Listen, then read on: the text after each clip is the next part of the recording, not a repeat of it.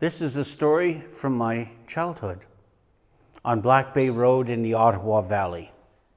Now in the wintertime, it gets cold, the wind blows, and there's not much to do, but there are things to do. Me and my brothers, we used to go to the lake back of our house, 2-3 miles, and we would go with an axe and fishing gear. And what would we do?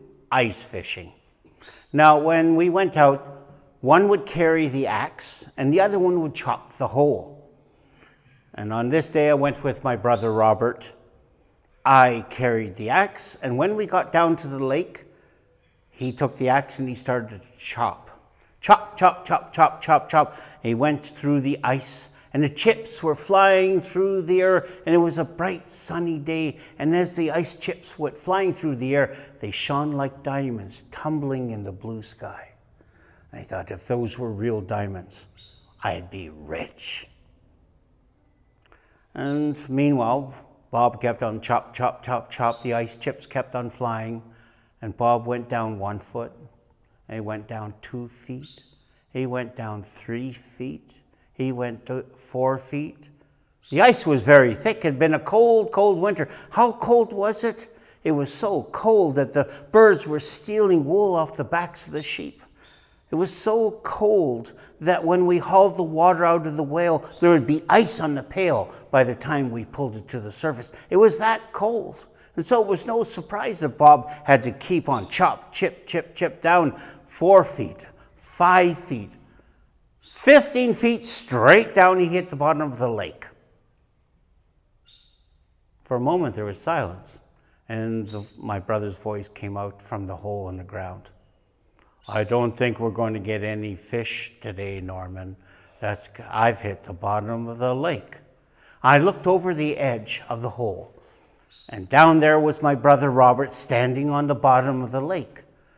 But I saw something else. Hey, Bob, you missed something. You missed one on the way down. And there, out of the wall of ice, there was a pair of fish lips.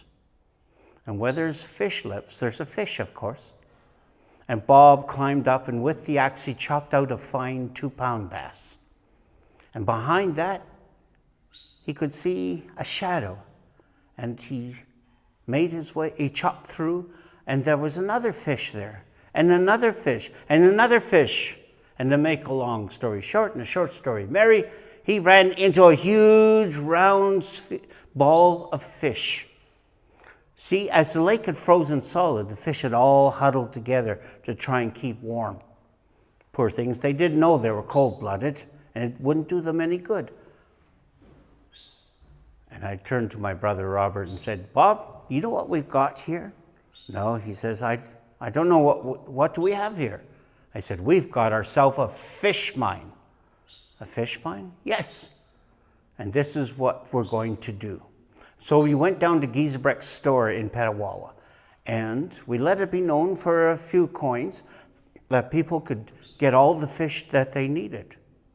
And so they made their way down Black Bay Road to our farm, to the farm, and they would be given the axe, and they'd chop out as many fish as they wanted.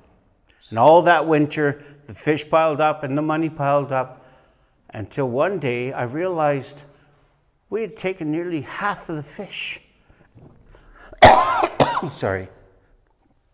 We'd taken nearly half the fish from the mine. And my brother Robert had just gotten another bass. But I stopped him and said, Bob, I think it's time for us to close up the mine. We can't take all of the fish. There won't be any left over. We were conservationists in those days, and we still are. And he agreed with me. And so we took out the last of our fish from the fish mine, and the wind of winter blew the snow, filled the hole. And when spring came and the snow and the ice began to warm and melt, and when the water and the ice had melted, the fish, of course, just up and swam away. And that's the story of the Ottawa Valley Fish Mine. And you will not find any more to this day, because you see, what with global warming, the ice and the winters won't get cold enough. And this is the story from my childhood that I have told to you.